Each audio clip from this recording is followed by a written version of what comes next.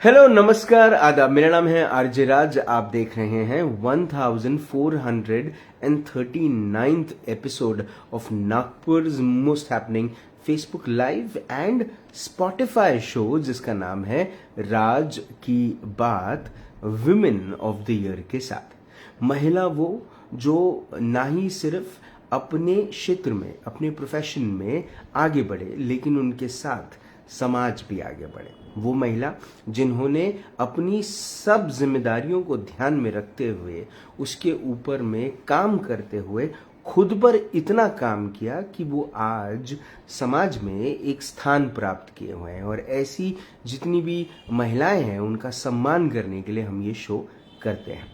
धन्यवाद करता हूँ पारिक ब्रदर्स जूलर्स का। पारिक ब्रदर्स जूलर्स प्रेजेंट्स राज की बात women of the year in association with Pehnava boutique, मैम्पी reasonable diapers for children, money age, and also a big thank you to hamper ride by Nidhi Rathe. हमारी आज की जो मेहमान हैं, ये एक सुपर वुमेन है। मैं हमेशा इन्हें एक आदर्श स्वरूप देखता हूँ। मुझे ऐसा लगता है कि इनकी कहानी जो है वो अपने आप में एक कहानी नहीं, एक ऐसी कथा है जिसे सुनने के बाद प्रोत्साहित होना आपके लिए ज़रूरी नहीं, लेकिन एक मार्गदर्शन ज़रूर बन जाता है। क्योंकि आप जब किसी से इस किस्म का मार्गदर्शन लेते हैं, जहाँ पर ना ही सिर्फ अपने काम के प्रति, लेकिन अपने परिवार के प्रति, समाज के प्रति समर्पण है, लेकिन वहीं पर एक उद्देश्य है, एक उद्देश्य खुद के रहने का, उद्देश्य करुणा का, उद्देश्य नेहा का। चलिए बात करते हैं हमारी आज की super woman of the year, Mrs Neha Joshi ma'am का। मैम नमस्कार। नमस्ते मैम, स्वागत आपका आज की बात में। मैम, अब अपने कीमती वक्त से वक्त निकाल रही हैं इस इंटरव्यू में, आप आई, उसके लिए बहुत बहुत धन्यवाद। मैम, सबसे पहले तो ये कि क्या नेहा जोशी करुणा तिवारी को भूल गई हैं? एक राज की बात मैं भी बताती हूँ। वो आपने एक जो डिस्प्ले में मेरा फोटो डाला है ना जी, आज जितने भी लोग वो इंटरव्यू देख रहे होंगे वो मैच कर रहे होंगे जी। ये सच में ये वही है कि बहुत बढ़िया। मजाक की बात नहीं है जी। न करुणा तिवारी खुद को भूली है और न नेहा जोशी खुद को भूली है। दोनों ने अपने आप में एक मिसाल कायम कर दी है जी। जिसकी जर्नी में आपको आपके सवाल पे मैं बताते जाऊंगी। तो मुझे लगता है कि बहुत रोचक होगा, क्योंकि जहां से मैंने शुरुआत की है वो एट द एज ऑफ 35। तब तक मैं गृहिणी थी, तब तक मैं घर चलाती थी, तब तक एज अ ब्यूटिशियन मैं मेरा पार्लर चलाती थी। लेकिन लोकमत सखी मंच के जरिए जब मेरी बेटी 10th में थी और 35 साल की उम्र में ये धरोहर मैंने संभाली। और मुझे बताते हुए बहुत मैं गर्व के साथ कहूंगी कि ज्योत्सना भाभी जी ने मुझे ये काम सौंपा। हमारी जो पहली कोऑर्डिनेटर थी अर्चना घाड़गे, मैं उन्हें भी शुक्रिया देना चाहूंगी, क्योंकि उन्होंने मेरा नाम सजेस्ट किया। एज ए मेंबर मैं लोकमत सखी मंच में ज्वाइन हुई और तब से लेकर मतलब as a coordinator, then as an executive और आज असिस्टेंट मैनेजर, ये सफर मेरा चलता जा रहा है। मैम, अगर हम करुणा तिवारी की बात करें, जिनका जन्म कोंडाली में हुआ, मैम किस किस्म के घर में आपका जन्म हुआ? क्या वातावरण था? वातावरण देहात, छोटा सा गांव है, तहसील भी नहीं है, बहुत छोटा सा गांव, जहाँ 10वीं और 12वीं के एग्जाम के लिए हमें कांटोल जाना पड़ता था। पापा और मम्मी संगीत का वातावरण, ड्रामा आर्टिस्ट थे दोनों का लव मैरिज उस जमाने में था। तो मतलब जो संस्कार हमारे पापा ने हमको दिए कि सिर्फ देना जानते थे वो, और वही हमने सीखा। पापा भजन मंडल जाते थे, गांव में तो वैसे म्यूजिक स्कूल वगैरह ये तो बातें नहीं थी जी।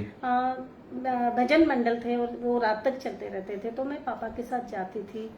1-2 भजन मेरे भी होते थे और उस माहौल में मैं पली बड़ी हूँ। तो म्यूजिक का अट्रैक्शन तब से है। और फिर स्कूल, झड़पी स्कूल में पढ़ी, फिर हमारा लाखोटिया बुतड़ा हाई स्कूल है, वहाँ फिर 12वीं तक पढ़ी। देन नवीरा महाविद्यालय में 1 साल, और फिर शादी हुई। तो इस बीच में मैंने खुद को तलाशा। तो तलाशने के बाद तराशना अपने आप हो जाता है। जी जी।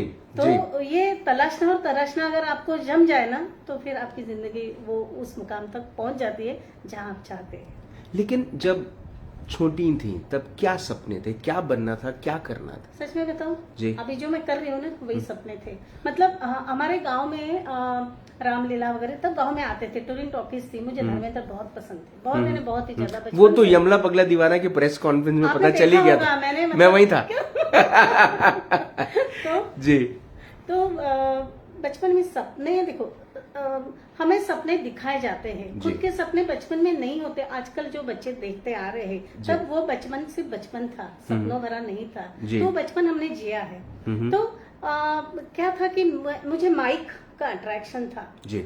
तो लकड़ी का माइक ऐसा कुछ भी मिला तो माइक में बोलना। उसके बाद रामलीला वगैरह आती थी ना, तो मेरे जो आस पड़ोस के जो बच्चे रहते थे, मैं उनको वो बिठाती थी, कुछ परफॉर्मेंसेस बिठाती थी। हमारे घर का बहुत बड़ा आंगन था, वहां फिर 5 पैसे टिकट लगाकर वो मैं परफॉर्मेंस दिखाती थी, सब लोग आते भी थे। अब जाकर पता चला कि वो इवेंट था जिसको आज हम इतने बड़े पैमाने पे कर रहे हैं। तो छोटे छोटे इवेंट में तब क्या करती हूँ, आज इवेंट संभाल रही हूँ, देख रही हूँ। तो ये मुझे लगता है कि हमारे सपने हमारे अंदर होते हैं, उसको बस एक मौका मिलना चाहिए, और वो मौका मुझे लोकमत सखी मंच ने दिया, और उस मौके को मैंने मुकद्दर बना लिया। जब 35 साल की उम्र, हम महिलाओं की जैसे जनरली उम्र की बात नहीं करते, लेकिन क्योंकि आपने इसका उल्लेख किया, मैम 35 साल की उम्र में जब घर से बाहर निकली आप काम करने के लिए, तो किस किस्म का अंदर क्या चल रहा था? नेहा जोशी क्या हर्डल्स थे उस वक्त जो आज बड़े छोटे लगते हैं, और उस समय के हालात क्या थे? मुश्किलें थी। बेटी मेरी 10th में थी, बेटा 5th में था। बेटी का मैट्रिक, लोग नौकरी छोड़ के घर में बैठते थे जी। और मैं नौकरी के लिए बाहर पड़ी। ये बहुत बड़ा चैलेंज था मेरे लिए। लेकिन मेरी बेटी, मेरा बेटा, मेरे परिवार अगर साथ हो ना तो हम कुछ भी कर सकते हैं। हस्बैंड ने भी कहा कि नहीं चलो शुरुआत तो हो रही है, कुछ करना था।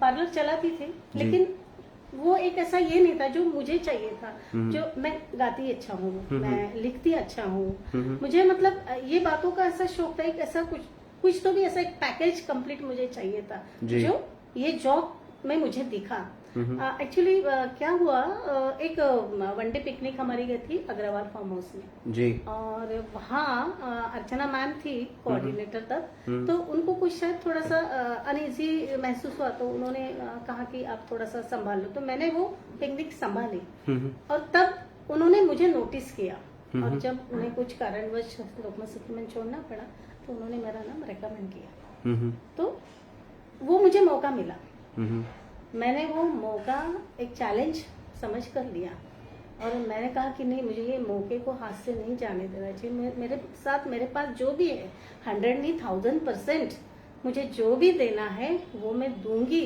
और खुद को साबित करूंगी। तो ये मौका मुझे सचमुच, वो जो मुझे मिला है ना, बस मैंने वही जिया है, और इसलिए मैंने एज ए जॉब करके नहीं जिया, तो मेरा पैशन करके जिया, तो शायद इसलिए मैं कामयाब हुई।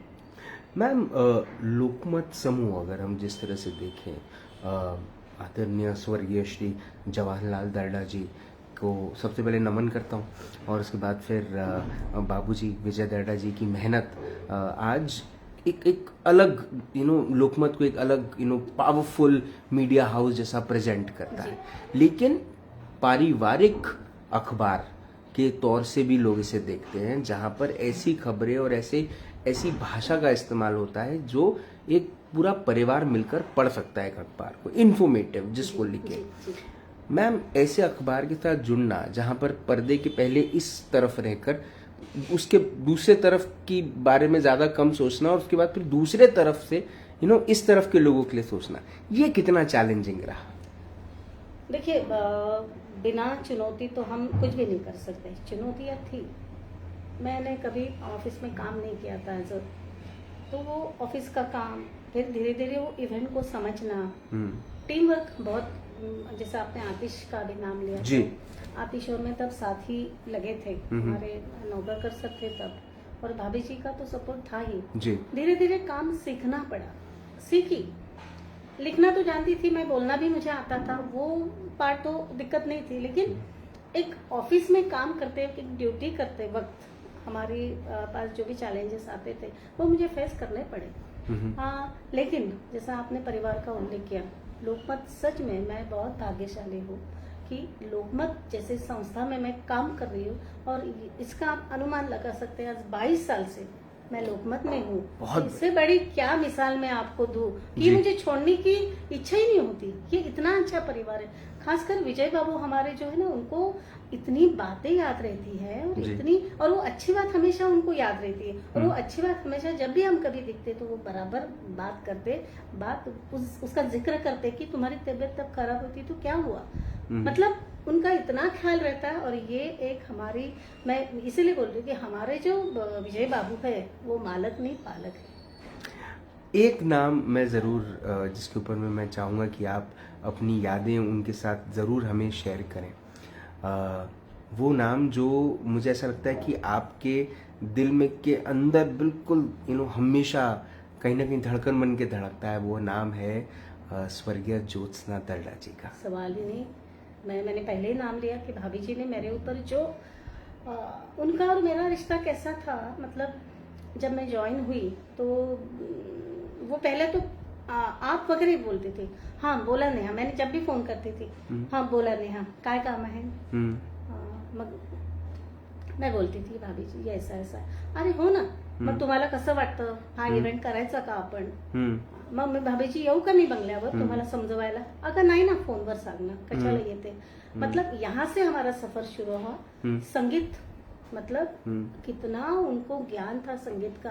हमारे टूर्स होते थे, जैसे भंडारा गोंदिया, यहाँ भी है ना सखी में, बहुत डीप फैला हुआ है, बहुत डीप। इतना छोटे छोटे गांव तक शायद ही कोई मंच फैला हो जिसका पूरा क्रेडिट ज्योत्सना भाभी जी को जाता है। इसलिए मैं मदर इंडिया नहीं, मदर महाराष्ट्र है वो। तो वो जो हमारा सफर रहता था ना, तो बहुत सारे गाने, उनको भी पुराने गानों का बहुत शौक था, तो बहुत सारी बातें मैं उनके साथ शेयर करती थी, गाने शेयर करती थी। और उन्होंने जो सखी मंच स्थापन करके, जो हम सभी, मेरे साथ भी, मतलब मैं एक नॉर्मल मेंबर से आज आपके सामने जो आप मेरा इंटरव्यू लेने आए सुपर वुमन करके, वो जो मेरा जो एक जो मेरी यात्रा है ना, वो यात्रा का मान बिंदु अगर कोई है तो वो भाभी जी है। मैम ये कहना कहाँ तक सत्य होगा कि आज लोकमत जो इतना बड़ा समूह, इतना सक्सेसफुल अखबार है, उसमें उसको सक्सेसफुल करने के पीछे लोकमत सखी मंच का बहुत बड़ा योगदान है।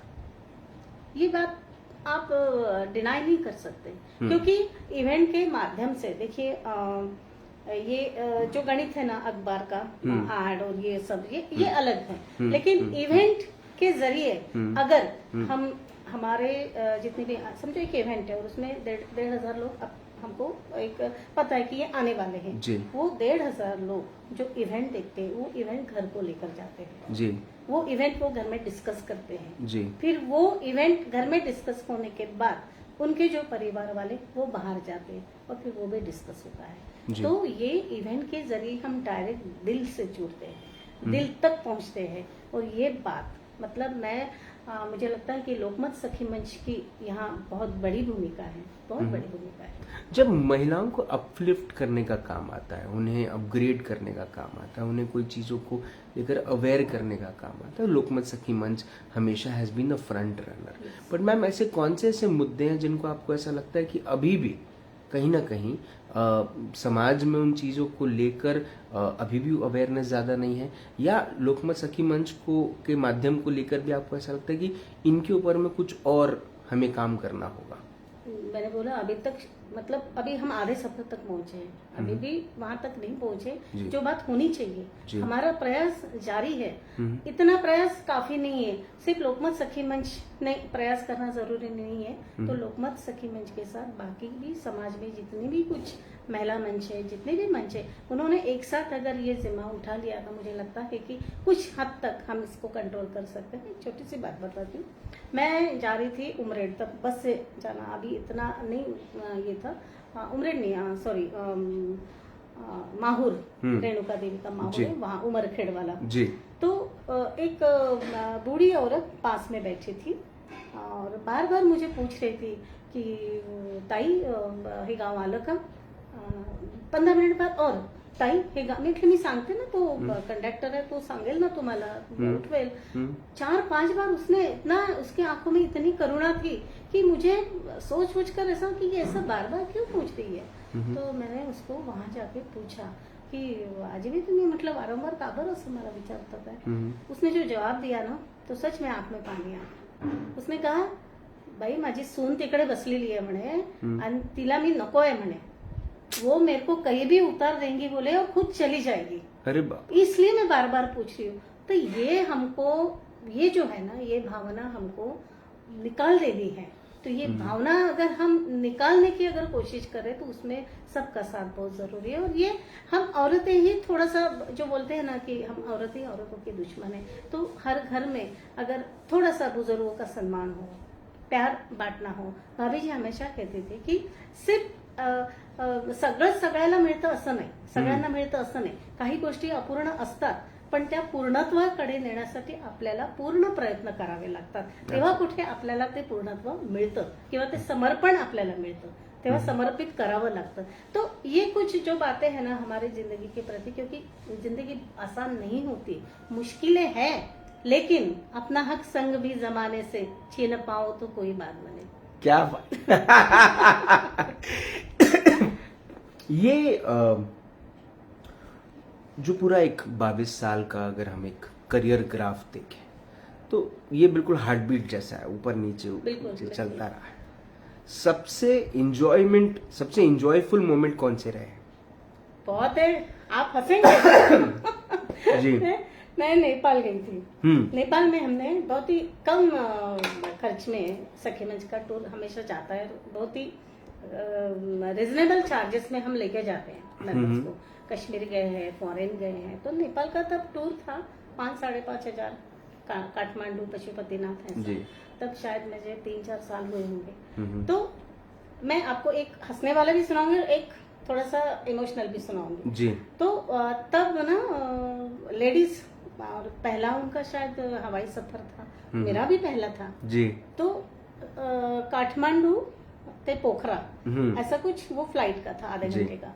तो लेडीज चढ़ने लगी फ्लाइट में, सब उनको वो देख के, छोटा फ्लाइट था 15 सीटर वगैरह. तो जहाँ वो बैठा था, पायलट बैठा था, वही घुसी अंदर केबिन में और जय हनुमान के नारे लगाने लगी. वो तो हुआ. उसके बाद वो सब फिर उनको बिठाया. वो पायलट उतर गया नीचे डर के मारे कि क्या है ये, एक साथ 20-25 औरतें चिल्ला रही है. वो नीचे उतर के आए. अच्छा वो हुआ, ठीक है. उसके बाद सब बैठ गए. और उसके बाद एयर होस्टेस ने वो कपास ला के दिया ताकि कान में, और वो था पिंक कलर का जी. तो इनको क्या लगा कि वो बुड्ढी का बाल है, इन्होंने खा लिया. जी. तो हे भगवान. और फिर उनको समझा कि ऐसे नहीं, ऊपर जाते तो कान में हवा जाती है. तो ठीक, इनोसेंस मतलब जी बिल्कुल तब हंसी है, लेकिन वो उनका जो एक्साइटमेंट है ना, वो देखने काबिल था. तो फिर जब नीचे उतरने के बाद वो जैसे मैं सबसे पहले उतरी और सब मुझे आके ऐसे लिपट गए और रोने लगे कि मैडम आपकी वजह से. मैंने बोला मेरी वजह से नहीं, लोकमत सखी मंच की वजह से. लोकमत सखी मंच की वजह से आज हम आकाश में उड़े. क्या बात है. मतलब ये उनका जो ये है ना, तो इतने सारे ऐसे वाक्य हैं कि जिन्होंने मुझे कदम दर कदम आगे बढ़ने की प्रेरणा दी. बहुत ज्यादा. एक और ऐसा, हम अष्टविनायक टूर लेकर गए थे. तो अष्टविनायक टूर यानी सब 50 के ऊपर की सब लेडीज जिनको घर में बच्चे संभालने के लिए रखा है बहू ने. हाँ, उनके लिए टाइम नहीं. सिर्फ आप बच्चे संभालो, दोनों नौकरी जाते हैं. तो वो सखी मंच का टूर 3 दिन 4 दिन का तो भेज दिया सबने, जिनको कि चलो इस बहाने, इसकी शिकायत रहती है हमेशा तो भेज देते हैं. तो ऐसी कुछ लेडीज मेरे साथ रहती है. मैं कम से कम 100 लेडीज को लेकर अष्टविनायक गई. तो वहाँ थोड़ा सा पैदल घूमना होता था. सब ये मेरी कुछ वॉलंटियर्स टीम थी. तो फिर वो थोड़ा सा दौड़ के, मतलब चल के जाते थे, आते थे. रात को जब वो सोते थे तो हम और मेरे वाले वॉलंटियर्स सभी थोड़ा सा तेल गरम करके उनके पैर को हम लगा देते थे कि चलो थोड़ा सा ये. और जब नागपुर स्टेशन पे हम वापस आए और वापस आने के बाद वो सभी ने मेरा सिर्फ हाथ पकड़ा और रोने लगे. उन्होंने कहा कि हमारी अष्टविनायक यात्रा लोकमत सखी मंच को समर्पित है, नहीं तो हम कहाँ निकलने वाले थे. तो ये इतना ज्यादा मेरे पास है ना, मैं माध्यम हूँ इसका, तो ये मेरे पास बहुत है और जीने के लिए इतना बहुत है, बहुत है। वक्त के साथ समाज में भी बहुत सारे बदलाव आए हैं महिलाओं को लेके स्पेसिफिकली। एक तरफ हमने देखा कोविड काल के बाद नंबर ऑफ डिवोर्सेस में वृद्धि आई है। दूसरा एक विषय है सिंगल मदर का, कि अब महिलाएं वापस से विवाह नहीं करना चाहती, वो अगर बच्चा है तो उसकी जिम्मेदारी वो अकेले लेकर चलना चाहती है। और तीसरा एक विषय है जो है लाइफस्टाइल बदलने के बाद जो लाइफस्टाइल डिसऑर्डर्स हुए हैं, उसके बाद महिलाएं कंसीव नहीं कर पा रही हैं और अब चाइल्ड अडॉप्शन भी बढ़ता जा रहा है। ये तीनों चीज़ों पे आप क्या सोचते हैं? इसमें तो मैं सोचूंगी कि हमारे घर से ये सफर शुरू होता है। अगर सही तरीके से बच्चे को अगर हमने नहीं पाला, बच्चों का फ्रेंड सर्कल क्या है ये हमने इस पर नजर नहीं रखी, और घर, समाज और हमारा स्कूल, ये तीनों की ये जिम्मेदारी है। सोशल मीडिया का प्रभाव इतना ज्यादा बढ़ गया है कि आज वो देखकर वही हम सब उसको गुरु मानने लगे हैं। हमारे जो गुरु हैं वो बाजू में चले गए हैं, तो इसका असर सच में बहुत पड़ा है। अगर हम माँ बाप, मतलब मैं, अब मेरी बहू है वो प्रेग्नेंट है अभी तो मैं समझती हूँ कि सही टाइम पर, सही मौके पर अगर बच्चों की शादी हो, बच्चा हो और उसके बाद उनका करियर शुरू हो, तो ये अच्छा ये होगा। लेकिन अगर करियर के पीछे लेडीज, जो आजकल की लड़कियां दौड़ रही हैं, 30, 32, 35 शादी नहीं हो रही है, और लड़कियों का प्रमाण भी कम हो रहा है। उनको थोड़ा सा पता है कि कुछ लड़कियों को ऐसा लगता है नहीं लड़कियां कम है, हमको मतलब जो समाज, हमारी व्यवस्था जो पहले थी ना, लड़कियों को थोड़ा सा माइनस करके रखा था, लड़के नहीं है। हाँ बिल्कुल, आज लड़कियों को थोड़ा ज्यादा महत्व मिल रहा है। लड़कियों की संख्या कम हुई है, लेकिन लड़कियों को जो एक तवज्जो मिल रहा है ना, उसकी वजह से, और लड़कियां भी पढ़नी चाहिए। देखिए आजादी के नाम पर बहुत कुछ, हर किसी की राय अलग हो सकती है, लेकिन मेरा ये कहना है कि जब भगवान ने औरत और मर्द में फर्क किया है, तो वो उसके दायरे उन्होंने समझने चाहिए। मैं नहीं मैं तुम्हारे जैसे आधी रात को घर के बाहर नहीं निकल सकती, नहीं निकल सकती।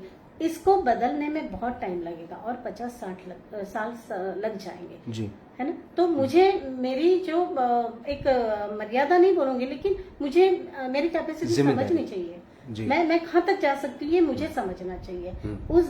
उस एंगल से अगर सब ने अपनी अपनी मर्यादा को संभाले और अपनी अपनी जिम्मेदारियां संभाले और अपने अपने एक अपना विजन अगर वो पास रखे, तो मुझे लगता है कि ये जो प्रॉब्लम अभी जो बढ़ रहे हैं ये नहीं आएंगे। और माँ बाप ने थोड़ा सा बच्चों के प्रति, अभी जो एक थप्पड़ भी मार दिया तो बवाल हो जाता है, तो नहीं, वो जो हमारे जमाने में था ना कि छड़ी लागे छम छम विद्या ही घम घम, वो बहुत जरूरी था। टीचर्स लोगों का जो पनिशमेंट था, पनिशमेंट के नाम पर जो अलग, देखो ये 2-4 ही आपको उदाहरण मिलेंगे जो पेपर में छपते हैं कि इसको ऐसा मिला, लेकिन वो जो हमारे गुरुजी का जो एक ये था, एक जिसको बोलेंगे ना आम्ही त्याला म्हणतो की एक धाक दरारा असं जो होता ना, तो आता नाही आहे।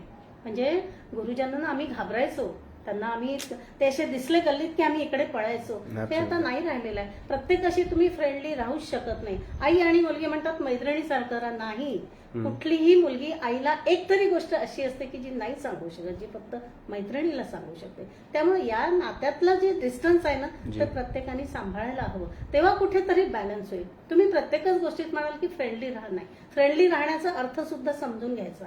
फ्रेंडली राहणं म्हणजे कसं, एकमेकांचा सन्मान करा, एकमेकांना ओळखा, एकमेकांच्या भावना समजून घ्या, मग ते पालक असो किंवा मग विद्यार्थी असो किंवा मग मुलं असो, या प्रत्येकाने एकमेकांचा विचार करून जर पुढचं पाऊल टाकलं तर मला असं वाटतं की या समस्या थोड्याफार कमी होतील। आणि समाज माध्यम आहेत, समाज माध्यमांनी थोडंसं चांगलं दाखवायचा प्रयत्न करायला पाहिजे। सोशल मीडिया बहुत कुछ दिखाती है, वो नहीं, मतलब उसमें थोड़ा सा कंट्रोल, उसमें भी सेंसर बोर्ड आ जाना चाहिए, बिल्कुल आना चाहिए, 100% आना चाहिए। देखिए आप मैं तो सेंसर पास हो जाऊंगा लेकिन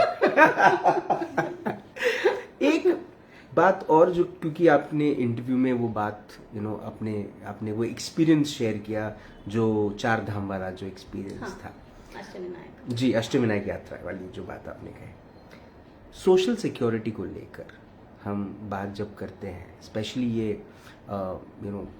सीनियर्स की बात जब हम करते हैं, सीनियर सिटीजन्स की हम बात करते हैं, उनकी सिक्योरिटी को लेकर हम देख रहे हैं कि परिवार जो है आजकल छोटे होते जा रहे हैं, न्यूक्लियर फैमिलीज ज़्यादा हो रही हैं, ना कि जॉइंट फैमिलीज का कल्चर बढ़ रहा है। जबकि भारत की जो सभ्यता है, अगर संस्कृति देखा जाए तो वो जॉइंट फैमिलीज में हमेशा रही है, क्योंकि वो एक अलग ताकत है, एक अलग बुनियाद है हमारे देश की संस्कृति की।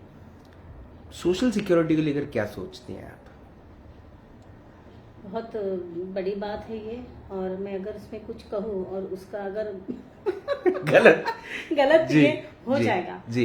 पर आपको लगता है कि कहीं ना कहीं सरकार ने, एडमिनिस्ट्रेशन ने अब सोशल सिक्योरिटी के आधार पर सीनियर सिटीजन्स के लिए मैं उदाहरण बताती हूँ। अगर हम बाय बस कोई भी ट्रैवल से हम जाते हैं, पुणे तक जाते हैं जी, तो रास्ते में ऐसे कितने जगह है कि जहाँ अच्छे बाथरूम्स है जी, जहाँ, मतलब ये मैंने खुद फेस बिल्कुल बिल्कुल, ये बातें बहुत जरूरी होती है जी। तो इन बातों का ख्याल रखा जाए। और जहाँ ऑफिस है, जहाँ जहाँ जरूरी है, वर्किंग एरिया कहाँ है लेडीज लोगों का, है ना, वहाँ अगर थोड़ी सी ज्यादा एक आपको मैन पावर लगाना हो या जो भी है, उस एंगल से अगर हमने सोच विचार किया जाए तो मैं लोकमत का इससे नाम लूंगी, क्योंकि वहाँ इस बातों का ध्यान रखा जाता है।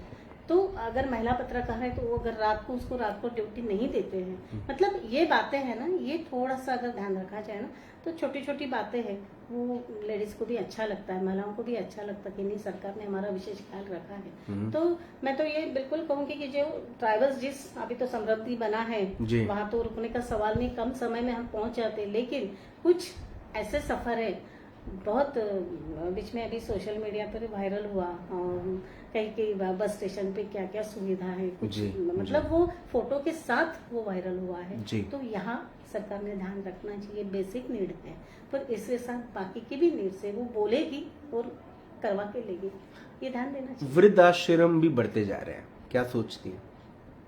न्यूक्लियर फैमिली है, दोनों सर्विस कर रहे हैं, तो मुझे नहीं लगता कि न्यूक्लियर फैमिली बढ़नी चाहिए, बल्कि उनके बच्चों को संभालने के लिए घर में कोई तो भी चाहिए। और ये अभी आप आगे देखिए, वृद्धाश्रम नहीं बढ़ेगा, घर में उनको बच्चे को प्यार करने वाला, बच्चों को अपना समझ के उसकी देखभाल करने वाला कोई ऐसा आदमी चाहिए जो परिवार का हो। तो ये बात अभी देखो, पहले संयुक्त कुटुंब था, है ना, फिर अभी वो ये अलग रहना शुरू हो गया। अभी जो आगे का जो फेस है ना, मुझे लगता है कि ये जो मैं आशावादी हूँ, मैं बहुत पॉजिटिव सोचती हूँ। अगले जो पीढ़ी आएगी उनको सच में उनको आजादी चाहिए, उनको बाहर घूमना चाहिए, लेकिन बच्चे की भी तकलीफ है, बच्चे को भी देखभाल उनको करनी है। तो वो नहीं चाहेंगे कि उनका बेटा कहीं ऐसे जगह जाए जहाँ उसका अपना कोई ना हो। सच बात। तो जितने भी लोग हैं, मैं तो कहूंगी कि आज जो भी मेरे जरिए सुन रहे हैं आप लोग, तो आप अपने जो माँ बाप है, सास ससुर है, आप ये सोचो कि आप जिस घर में जाती हो वो किसी के माँ बाप है, तो वो माँ बाप को आप दूर मत कीजिए। आपके बच्चे को अगर अच्छी परवरिश देना है तो माँ बाप को साथ रखो। आप मतलब मुझे लगता है कि बच्चे का भविष्य सुरक्षित रखने के लिए, खुद को सेफ रखने के लिए माँ बाप जरूरी होते हैं, माँ बाप को रखिए। ये मेरे आखिरी के कुछ सवाल, एक ये कि अब चूंकि इतने साल हो गए, 22 साल का आपका रिश्ता रहा है लोकमत सखी मंच से, हजारों महिलाएं मेंबर्स हैं लोकमत सखी मंच से, उंगलियों पे गिनना बड़ा मुश्किल है, लेकिन नेहा जी की सखियां ऐसी कौन सी हैं जिनको उंगलियों में गिना जा सकता है, जिनके बिना उनकी जिंदगी पूरी नहीं होती? मेरी टीम, ऑफिस की टीम, वो मैं बहुत ज्यादा ही सोचती हूँ उनके बारे में।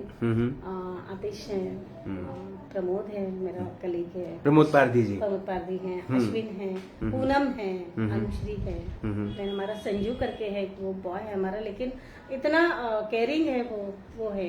आर्टिस्ट है हमारा उमेश, अभी नया बच्चा लगा एक सचिन करके, वो है। मेरी पूरी विदर्भ की टीम है, और मेरा 24 कैरेट नाम का एक ग्रुप है। हाँ, उनकी उन सभी सहेलियां, मैं कुछ के नाम गिनूं तो सबको गुस्सा आ जाएगा। तो मैं मतलब मेरी विभाग प्रतिनिधि 80 लोगों का मेरा ग्रुप है। मैं कनेक्टेड हूँ लोकमत सखी मंच के नागपुर के 20,000 मेंबर्स से। Oh my God. हाँ, और मेरा ग्रामीण का एक कोऑर्डिनेटर का ग्रुप अलग है, उनसे मैं कनेक्टेड हूँ 15,000 महिलाओं से। तो मेरा रोज इतने लोगों के साथ मेरा वार्तालाप शुरू होता है। मुझे इवेंट का प्रॉब्लम ही नहीं, मैं अगर न्यूज भी लोकमत में नहीं डालती हूँ तो भी इनसे कनेक्ट हो जाती हूँ। इवेंट की चर्चा होती है, सभी से बातें होती थी कि अगर हम सोशल काम कर रहे हैं ना तो आप सबको एक साथ कुछ नहीं रख सकते, कोई ना कोई तो नाराज होता है। तो इससे नाराज होने वाले भी बहुत है, जलने वाले भी बहुत है है ना। तो और पीठ पीछे बुराई करने वाले भी बहुत है, लेकिन इनसे हम सीखते हैं। लेकिन जैसे कौन सी चीजों में अभी भी हर्डल्स लगते हैं, कठिनाइयां होती हैं, स्ट्रगल लगता है अभी भी, ऐसा कुछ है? कठिनाई है, वो इतना आसान नहीं होता है। अगर हम बहुत अच्छा इवेंट ऑर्गेनाइज करते हैं, बहुत अच्छा एकदम, सबने बिल्कुल वाह वाह वाह वाह, और कोई 2-3 आकर बोलती कि हाँ मैडम, वो दुखता है। मतलब मैं इतनी प्रोफेशनल नहीं हूँ कि कोई मुझे कुछ भी बोले और मैं नजरअंदाज कर दूं। मैं उस बात को सोचती हूँ कि इन्होंने ऐसा क्यों कहा, मेरी क्या गलती हुई। तो मैं उस बारे में सोचती हूँ कि मेरी कुछ गलती हुई क्या, मेरे से कुछ ऐसा तो नहीं हुआ कि ये क्यों नाराज हुए। फिर बाद में पता चलता कि नहीं, 2-4 तो नाराज होंगे ही, चलो चलते हैं। अगले इवेंट में वो कोशिश करती हूँ कि वो नाराज ना हो। लेकिन जो कुछ ऐसे लोग हैं जो हमेशा नाराज होते हैं, वो उसी के लिए बने हैं। तो फिर कौन सी ऐसी चीज है जो सुबह आपको ये कहती है कि नेहा उठ जा? रफी साहब का अगर गाना मेरे जहन में गूंजता है और वो गाना बस ऐसा मैं सोचती हूँ तो मुझे लगता है चलो उठो और काम पे लग जाओ। मैं रफी साहब को बहुत लाइक करती हूँ, बहुत यानी बहुत ही। मुझे उनकी आवाज सुने बगैर मेरा दिन नहीं, मतलब सुबह नहीं होती। और उनकी आवाज मैंने सुनी नहीं या फिर रात को एक आध गाना उनका सुना नहीं तो मुझे नींद भी ठीक से नहीं आती। ये मेरा आखिरी सवाल होगा, अगर जिंदगी की एक सुनहरी किताब लिखी गई, उस किताब के सुनहरे पन्ने पर ये नाम लिखा गया, नेहा जोशी, करुणा तिवारी, उसके नीचे कौन सी लाइन, कौन सा कोट, कौन सी बात लिखी रहनी चाहिए जिसके बाद लोग उसे पढ़ें और आपको याद करें? उसके पहले मैं एक और बात जोड़ना चाहती हूँ कि परिवार का मैंने लिया तो मेरे परिवार में एक और नाम बहुत जरूरी है जो लेना चाहिए मैंने, यदु जोशी। यदु जोशी लोकमत में है, अभी मुंबई में है वो। लेकिन सखी मंच का ये जो इंटरव्यू मेरा हुआ तो उसके लिए मुझे यदु ने, मेरा देवर है वो, उसने मुझे कहा कि भाभी आप जाओ, ऐसा ऐसा है। और वो शायद अग्रवाल फार्म हाउस की मीटिंग में आपने जो किया शायद उनको अच्छा लगा। और उन्होंने, यदु ने मुझे जो सपोर्ट किया, मेरा देवर है वो हालांकि, लेकिन मैं वो सपोर्ट कभी नहीं भूल सकती। और खासकर परिवार में मेरी बेटी, मेरा दामाद, मेरे बाकी सब, हस्बैंड तो है ही, उनके सपोर्ट के बगैर तो आगे जा ही नहीं सकते जी। और बेटा, बहू, मेरा भाई, मतलब सभी लोगों ने मुझे सिर्फ एनकरेज ही किया कि नहीं चलो हम बच्चे संभाल लेंगे, ये करूँगा, उसका एग्जाम का हम देख लेंगे, तुम अभी जो निकली हो तो बस आगे चलते रहो। अभी आपने जो मुझे पूछा कि क्या लाइन, मैं यही कहूंगी की जगणे पुरे झाले जगवायचे आता, आयुष्य एक बार फुलवायचे आता। हमने बहुत जी लिया, मतलब अब तक मेरे उम्र का अंदाजा लगा लिया होगा आपने। हाँ, लेकिन मैं बताना नहीं चाहता। 35 साल की उम्र में, और वो कैलकुलेशन बाकी शायद सभी ने किया होगा। जी। तो अभी शायद 2-3 साल में रिटायरमेंट आ जाएगा, पता नहीं मुझे रिटायरमेंट नहीं वो होगा नहीं जी। हाँ, मुझे लगता है कि हमने ये बात की कोशिश करनी चाहिए, हमसे किसी का दिल ना दुखे। ये अगर एक ही कोशिश आप अगर करते हो तो मुझे लगता है कि दुनिया की तमाम मुश्किलें बाजू में हो जाएगी जी। प्रॉब्लम कहाँ होते हैं? आपको जो पसंद नहीं मैं वो बात बोलती हूँ, फिर आपको बुरा लगता है, फिर आप कुछ और मुझे बोलते हो, फिर मैं आपको कुछ और बुरा बोलती हूँ। तो ये जो साइकिल है ना, ये चलती जा रही है। हम अगर एक दूसरे को समझते हैं, सम्मान देते हैं, उसके दिल की बात समझते हैं, तो मुझे लगता है कि जिंदगी का सफर थोड़ा सा नहीं, बहुत ज्यादा आसान हो जाएगा। बस समझने की बात है। नेहा जी, आपसे बात करके, आपसे आपके जीवन, आपके जर्नी के बारे में जानकर शुरुआत में ही कह दिया था कि ये एक ऐसा सफ़र रहेगा जो बहुत मोटिवेट करेगा लोगों को।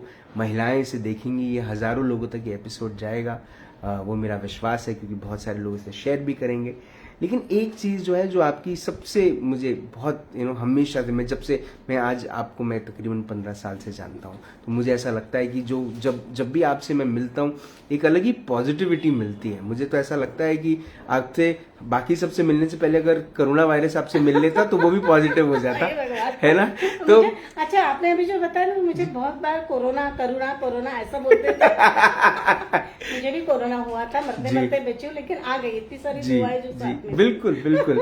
तो आप जो ये काम कर रही हैं, ये मुझे विश्वास है कि पहली बात तो आपको आपके काम से कभी रिटायर नहीं किया जाएगा। आपके जैसे लोगों का रहना हमारे जैसे लोगों के लिए बहुत ज़्यादा ज़रूरी है, क्योंकि आप जब प्रोत्साहित करते हैं तब समाज में वो बदलाव आता है जिसकी अपेक्षा मुझे ऐसा लगता है कि वो सब लोगों ने की थी जब वो भारत के इंडिपेंडेंस के लिए, भारत की आज़ादी के लिए लड़ रहे थे, कि हम एक ऐसा भारत बनाएंगे जहाँ पर ना ही सिर्फ पुरुषों को सक्सेस मिलेगी, लेकिन महिलाओं को भी उनका दर्ज और उनकी ज़िंदगी में उनको वो सब मिलेगा जिससे उनके चेहरे पे नेहा आएगी। आपने अपना वक्त दिया, आपने हमसे बात करी, उसके लिए बहुत बहुत धन्यवाद। Thank you so much. Raj Kapoor साहब का एक गाना है, बड़ा पॉपुलर गाना है, और वो गाने के जो शब्द है ना, वो मुझे ऐसा लगता है कि आज नेहा जोशी जी पर पूरे परफेक्ट बैठते हैं। और वो गाने के बोल क्या है? किसी की मुस्कुराहटों पे हो निसार, किसी का दर्द ले सके तो ले उधार, किसी के वास्ते हो अगर तेरे दिल में प्यार, तो जीना इसी का नाम है। आपसे फिर होगी मुलाकात इन राज की बात। तब तक आप अपना ध्यान रखें, सुरक्षित रहें, स्वच्छ रहें, स्वस्थ रहें, मस्त रहें, खुश रहें, व्यस्त रहें, परिवार के साथ एक अच्छा वक्त बिताएं। और अगर आपके परिवार में एक छोटी सी बिटिया है जो अपने पिता का हाथ पकड़ती है, अपनी माँ का हाथ पकड़ती है, दोनों के हाथ को जोर से खींचती है, एक झूला झूलती है, और उस झूले में अपने सपनों को संजोकर एक दिन 20,000 से ज्यादा महिलाओं के सपनों को सच करने की कोशिश में लगती है, तो समझिए वो नेहा जोशी बन रही है। जिंदा रहें। जय हिंद।